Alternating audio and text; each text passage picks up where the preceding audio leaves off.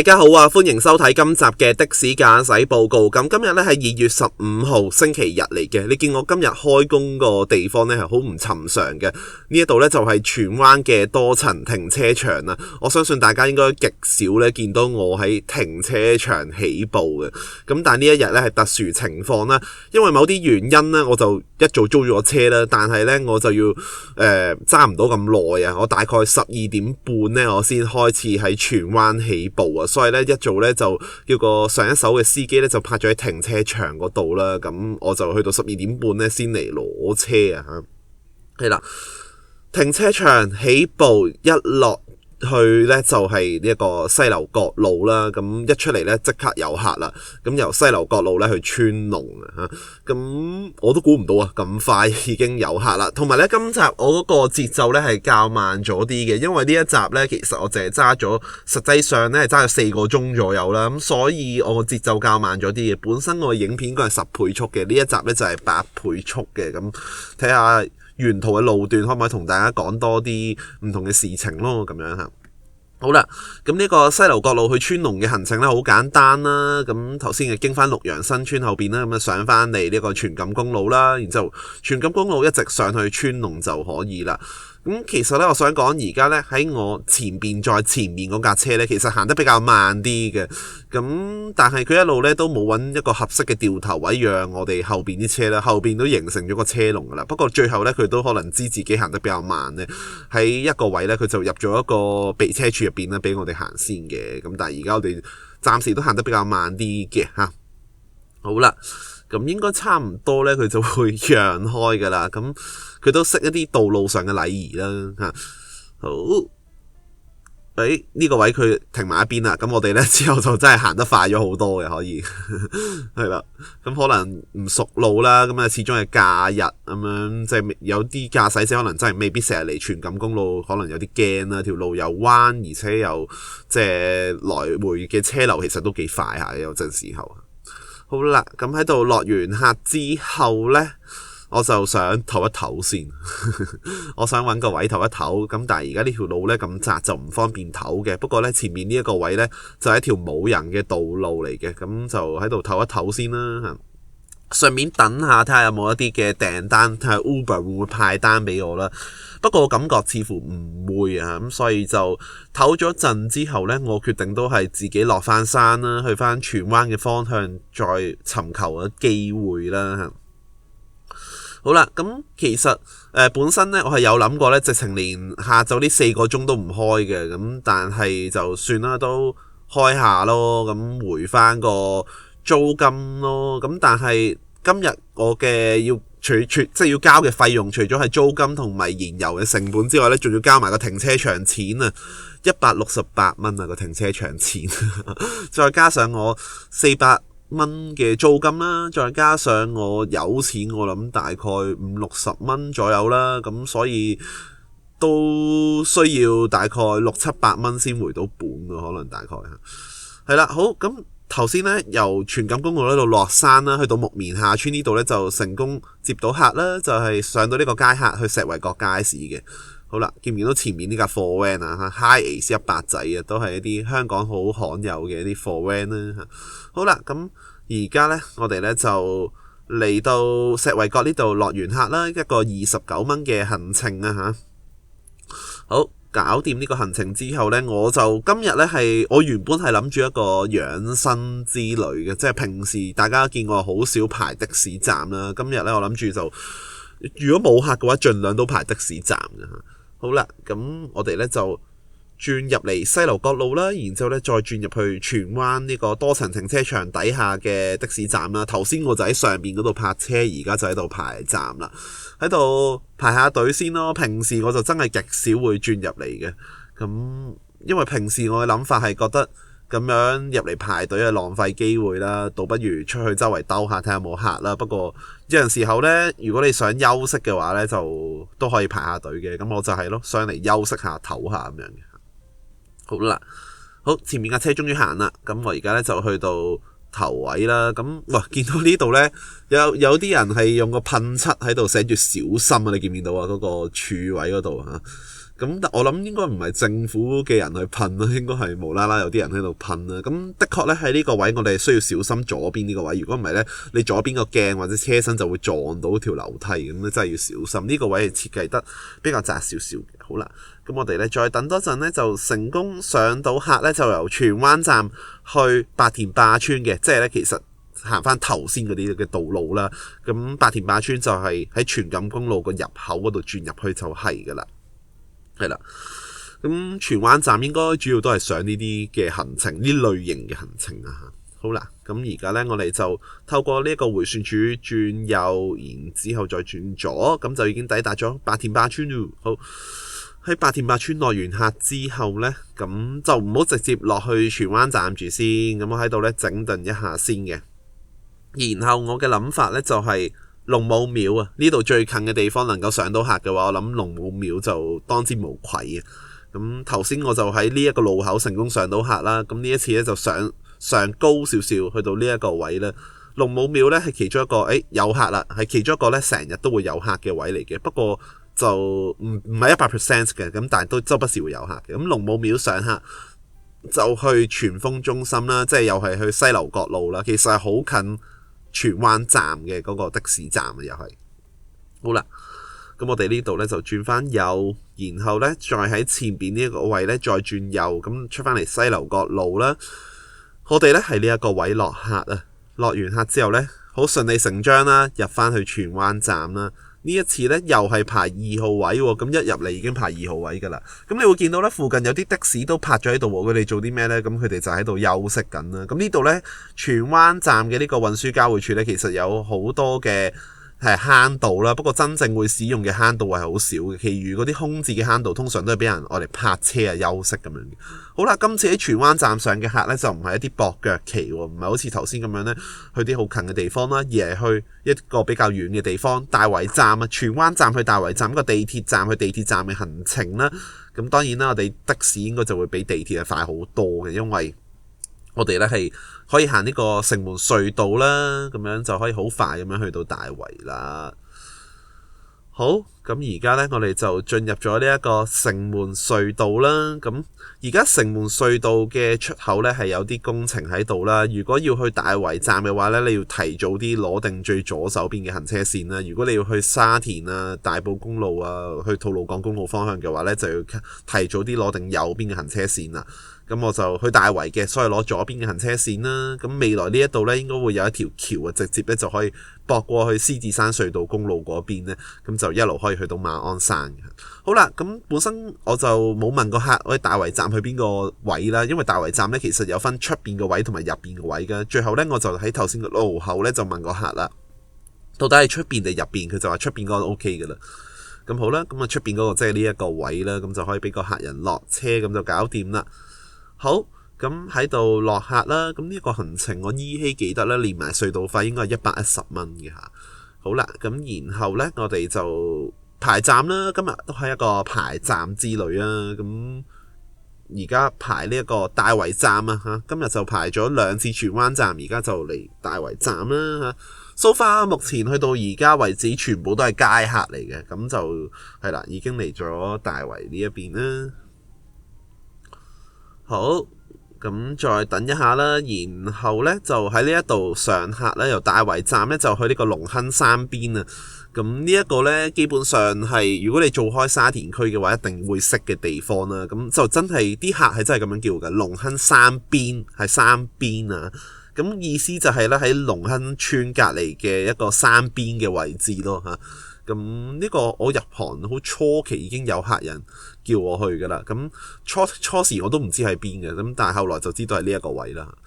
好啦，喺呢一度呢就落客啦。落完客之後呢，終於迎嚟今日嘅第一個 call 車嘅行程啦。Uber 上面接啦。咁呢個客人呢就喺名城嗰度嘅，咁我哋而家就過去先啦嚇。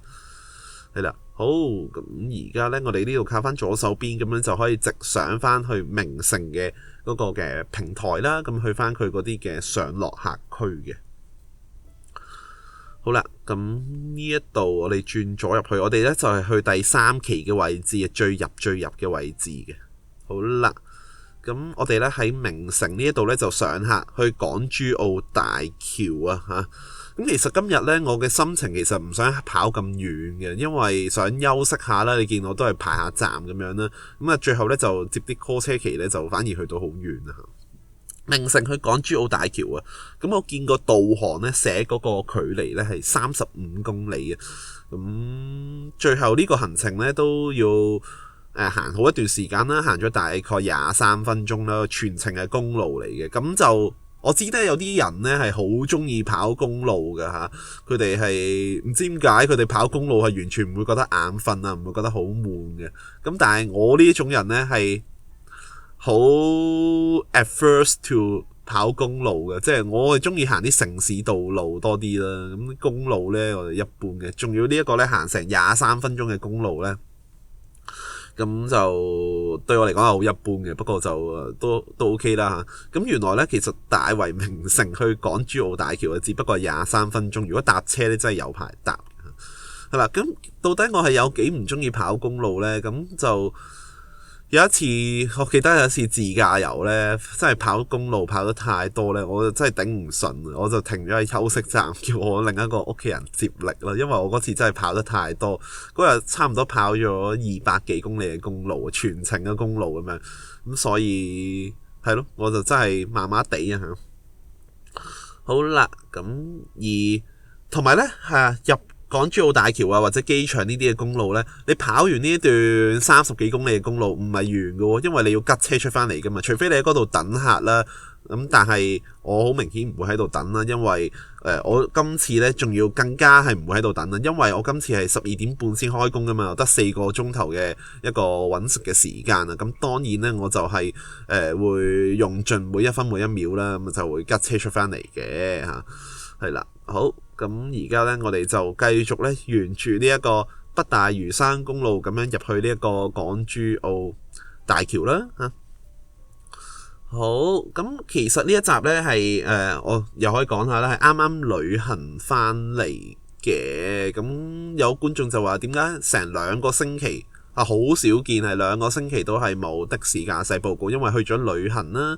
咁然之後我都有同大家公佈過，就係旅行完翻嚟之後呢，又病咗啦，咁樣所以呢，就搞到個的士駕駛報告呢，就好似2個星期都冇出啦。咁其實我自己呢，都想出密啲嘅，咁但係即係一嚟去咗旅行，二嚟身體狀況就即係唔允許呢回事啦。咁睇下之後可唔可以喺其他日子再可能喺平日開多間或者點樣啦。咁我都想出翻多少少啊，係啦。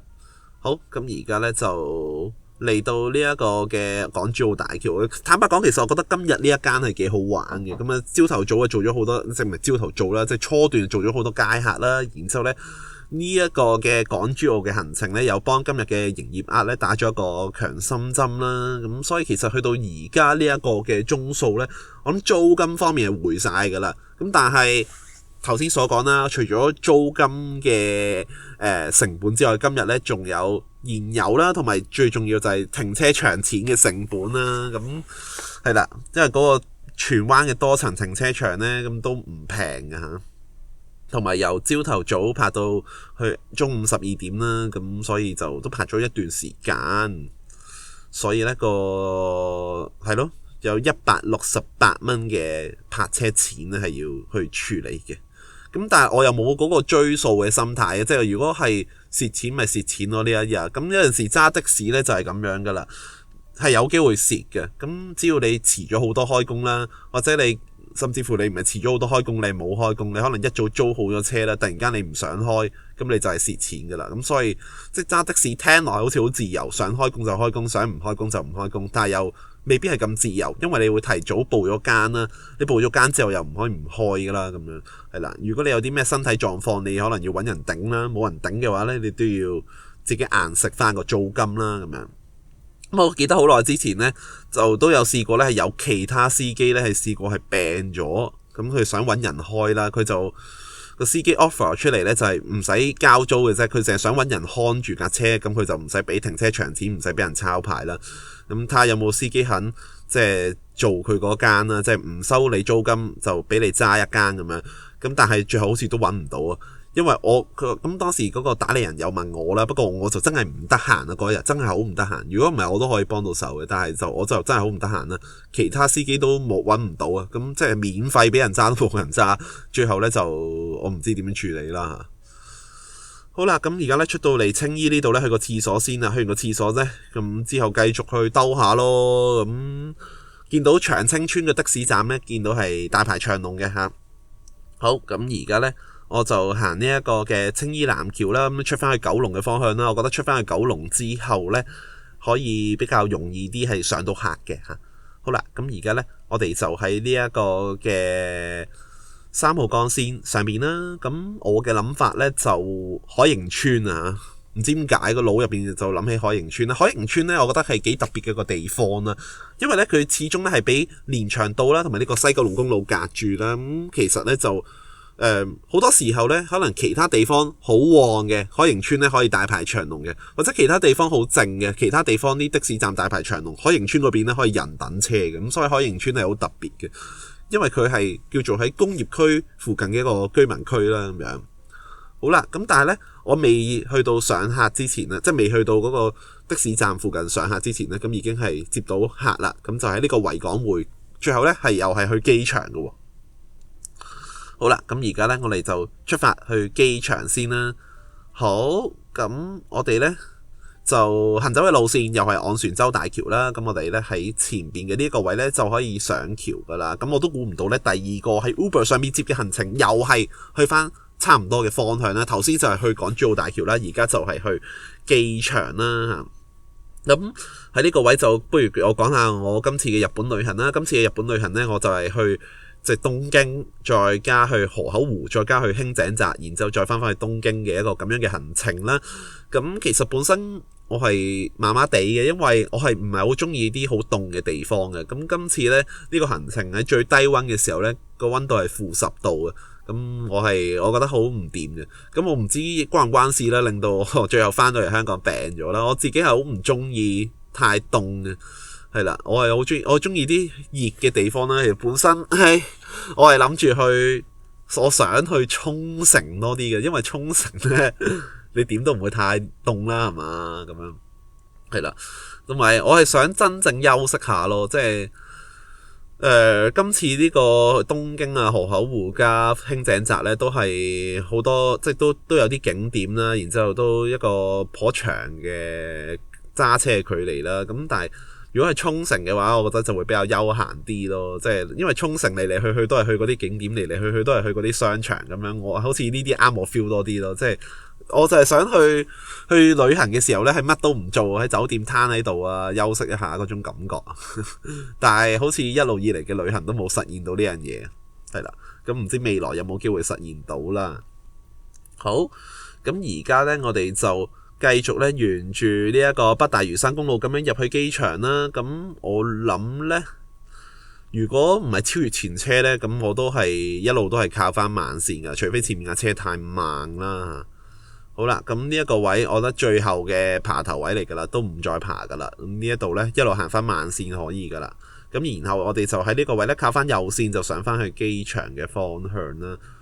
好，咁而家呢，就嚟到機場呢一個位啦，咁啊落客區，估唔到呢中午時間呢都幾多車喺度排隊，咁揾個靚位先啦。其實我盡量呢都想揾一啲呢係接近啲行人過路處嘅位，俾個客人落車嘅，費事個客人呢行好遠啦。好啦，喺度落完客之後呢，其實呢都有啲攰啊，想揾個位唞唞啊。咁如果呢度要揾個位唞唞嘅話呢，我就諗起韓天城啦。咁首先因為我唔係想去排隊排個客翻嚟嘅，咁所以我就唔去嗰啲咩機場輪候區嗰啲，即係唔去嗰啲機場的士輪候區啦嚇。咁最近嘅地方韓天城，咁我都有清幽啦，基本上冇乜車冇乜人咁樣，就可以休息下唞下咯。啊，呢度韓天城好啦，咁我就停喺度呢，就稍事休息啦。咁啊順便睇下 Uber 有冇機會派單俾我啦，都唔係話完全冇可能嘅。不過呢一次呢，就真係冇啦，咁所以呢，最後呢，就喺度等咗一陣呢，其實我都係會離開嘅嚇。好啦，咁航天城呢一個都唔知佢幾時先會開得成啊！咁以前我哋啲的士司機就會嚟呢一度去廁所啦，不過而家呢，地下嗰個好方便去嘅廁所呢就封閉咗啦，咁所以好似近排呢都係少咗啲的士司機嚟嘅。咁但係其實如果你要去廁所嘅話呢，航天城你而家就要上翻去一樓嗰度咯，先可以去到廁所咯。好啦。咁我就未試過喺航天城呢度成功上到客嘅，但我見過好似有啲人都成功喺度上到客啊。好啦，咁而家咧就離開啦。咁啊休息完，咁然後呢，決定呢就經翻呢個順朗路啦，港珠澳人工島呢邊呢就出翻去啦。好啦，咁而家呢，我哋就我嘅諗法呢好簡單嘅啫，都係一貫嘅嗰個概念啦。今日呢，如果冇客嘅話，我都係排翻一啲嘅地鐵站啊嗰啲位啦嚇，即係鐵路站啲接駁位啦。咁我就係想做呢啲區內接駁客嘅啫。咁所以呢，我而家呢就諗住係去荃灣西站嘅嚇，係啦，荃灣西站一個老地方啦。基本上我入行初期嘅話，就成日去呢個站嘅，甚至乎係我拍片嘅初期都係周不時會去呢個站嘅。不過後期就好少去啦。咁返璞歸真，而家咧就翻去荃灣西站啦。荃灣西站好簡單啦，北大嶼山公路、青衣北岸公路，然之後德士古道轉翻去楊屋道，再轉翻去大河道，咁就可以去翻荃灣西站啦。好啦，咁而家呢，我哋呢就喺度行駛啦。咁呢啲路你見我都唔係行得好快啊，其他車快好多啦，側邊嗰啲啊。好啦，咁我哋呢繼續行翻呢個慢線先啦。咁如果你去荃灣嘅話呢，就係靠慢線去行駛嘅，咁所以呢，我就一路靠翻慢線啦。係啦，咁然後呢，我哋去到呢一個位啦，靠翻最左手邊，咁就可以呢轉翻去呢個青衣北岸公路啦。咁而家咧沿住青衣北岸公路去行駛啦，呢一段路咧就唔能夠行得太快嘅，因為呢一段路咧其實就限速70嘅，咁而且有3部快相機啦。好啦，咁而家咧我哋就嚟到青衣北橋啦，之後咧我哋就直落去呢個德士古道嘅。然後呢，我哋就會再左轉啦，轉翻出去呢一個楊屋道街，即係楊屋道啦。咁我哋就會經翻楊屋道街市嗰邊啦。本身我有諗過呢，好唔好轉入去楊屋道街市嘅內街入邊嘅，不過算啦，費事驚嗰度塞車啊，所以呢，就行出邊就算啦。好啦，咁而家呢，我就要 cut 到去最左手邊，之後呢，就去排站啦喂，係啦，呢度轉左咁啊。可以去翻呢個荃灣西站嗰邊去排站啦。好啦，嚟到呢個位呢，離遠見到啦，都有個好長嘅車龍喺度。不過唔需要擔心，其實呢條車龍呢睇落好長，話成20幾架的士咁樣，好似咁。但係呢，其實係喐得好快嘅，可能1分鐘呢都已經喐咗2-3架車噶啦。咁所以呢，我諗呢啲咁長嘅車龍頂盡都係10分鐘左右呢，就已經可以上到客噶啦。咁所以呢，我哋耐心咁樣等候一下咯，反正我又唔係好急住要上客啊，咁而家就當休息一下啦嚇。好，咁而家呢，我哋又繼續咁樣去行啦，咁然後呢，咁通常呢，就啲客就係一窩蜂咁樣嚟嘅，就唔係話逐下咁嚟嘅，因為通常都係地鐵接駁客啦，咁所以咧通常都係幾個咁樣嚟嘅，咁所以一走嘅時候咧就會走會走幾架車啦，但有時候咧又會停咗喺度好一段時間嘅條隊嚇。好啦，咁我都係好期待睇下呢一個位咧係能夠上到啲咩客嘅。咁本身我 expect 嗰啲咧就係麗城花園啊，或者遠少少可能葵芳啊咁樣啦，或者有啲可能係去大廈街啦，呢度係好多人去大廈街嘅嚇。咁亦都有啲係去城門水塘都試過，咁城門水塘都好玩嘅，我覺得嚇。如果能夠有客去城門水塘，咁睇下今次能夠上到啲咩客啦嚇。而家5號位噶啦，已經係氣氛進入一個白熱化嘅階段噶啦。好，咁3號位。好，我哋再褪前啲1號位啦。咁啊，荃灣西站段點估都估唔到啊，係去深水埗㗎。咁有陣時候咧喺荃灣西站都試過上到啲區外客嘅去其他區嘅。不過呢個機會就唔多嘅，但係都有機會嘅，好似我而家咁樣啦。所以排的士站咧咩可能都有發生嘅。好啦，荃灣西站去呢個深水埗福榮街啊，咁啊自己去買玩具睇玩具就去得多啦呢個位，咁所以都知道喺邊㗎啦。好啦，咁而家呢，喺呢啲咁嘅日子啦，假日嘅時候呢，荃灣西站周邊呢，荃灣廣場周邊呢，都係大排長龍㗎啦，好多車排隊入去呢個停車場啊，咁造成周邊嘅路面都係幾擠塞下嘅。好啦。咁而家呢，終於解脫啦，離開咗呢個塞車。咁嗱，呢個客人呢係有指定路線嘅，叫我行呢一個龍翔道，再加大埔道咁樣過去啦。咁其實呢，我就知道即其實嗰度就唔係龍翔道嚟嘅，嗰個呢就係呈祥道啦。不過都冇乜人會分得咁 details 㗎啦。咁龍翔道我都知㗎啦，即佢講嘅龍翔道我都知㗎啦，意思即係呈祥道啦。咁龍翔道同呈祥道呢，其實就係以大埔道為一個分界位啦。咁啊，大埔道以西嘅話呢，咁嗰度就係呈祥道啦；大埔道以東嘅話呢，咁嗰度就係龍翔道啦嚇。咁我哋而家就行走緊呢個呈祥道啦。咁呈祥道之後直駁大埔道落翻去深水埗嗰邊，然之後轉入去福榮街，咁啊一個好簡單嘅行程啦。咁客人有指定路線就更加好啦。咁否則嘅話，其實一般嚟講，我哋去福榮街或者係深水埗，其實我哋好多時候都應該會行咗長沙灣道過去嘅。咁但係呢一個行程就特別啲啦。咁啊行呢個呈祥道加大埔道啦，可能呢位客人咧都熟路啊，佢就知道咁樣行咧應該係最快最好啊嚇。好啦，咁我哋咧喺度右轉先啦。呢個路口咧成日出意外嘅，呢個位咧即係右轉咧就睇清楚右手邊架車啦。咁然之後呢個轉左位又成日出意外，因為個位比較窄啦，咁所以都係睇清楚啦嚇。好啦，我哋咧而家就轉咗入嚟福榮街噶啦嚇。喺福榮街呢度咧，我哋就喺前少少嘅呢一個位呢就落客啦，落完客之後呢，咁我哋就去入氣膠間啦。由於呢一集呢，其實嗰個嘅即係比較短啲啦，咁所以我就拍到埋去入氣膠間嗰一刻咯。咁就希望條片可以長少少，俾觀眾睇多少少啦。咁下個星期嘅呢個的士駕駛報告應該就會回復如常噶啦，就同平時一樣嘅感覺同埋個長度嘅嚇。好啦，咁而家呢就嚟到玩具街呢一度啦，咁係好塞車嘅嚇，因為呢度咧出翻去南昌街就其實我諗啲車係唔係想出去南昌街，啲車係想出翻去元州街嘅，咁真正要去南昌街嘅車好少啦，咁所以就頭先就頂住咗啦，因為呢度轉咗去元州街嘅車太多啦。好啦，咁而家咧就直行南昌街啦，因為我要去入氣膠間啦，我要去嗰個位咧就喺青山上路啊嚇，近住華園村附近嗰個嘅石油氣站啦，咁所以咧我就行翻呢一個南昌街，一路直去到尾啦，然之後咧再轉駁翻呈祥道，再去翻青山公路咁樣去我去入氣嘅地方啦嚇。好啦，咁雖然今日揸咗4個鐘啦，短短4個鐘就行咗160幾公里啦，最後入氣咧都入咗成50蚊左右啊，50零蚊左右啦。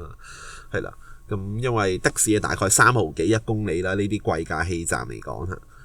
好啦，咁而家呢就嚟到呢一個嘅位置，咁我哋只需要靠住最左線就可以噶啦。咁如果你話計下成本嘅話，其實今日又反而我原本以為要蝕嘅，最後呢都唔使蝕喎嚇，因為400蚊嘅租金啦，加168蚊嘅停車場錢啦，再加50蚊嘅油錢啦，咁總成本咧就大概600幾蚊啦，620蚊左右啦。但係今次呢一間嘅收入咧都有800蚊，所以都有賺少少啦嚇。好啦，今集去到呢度完。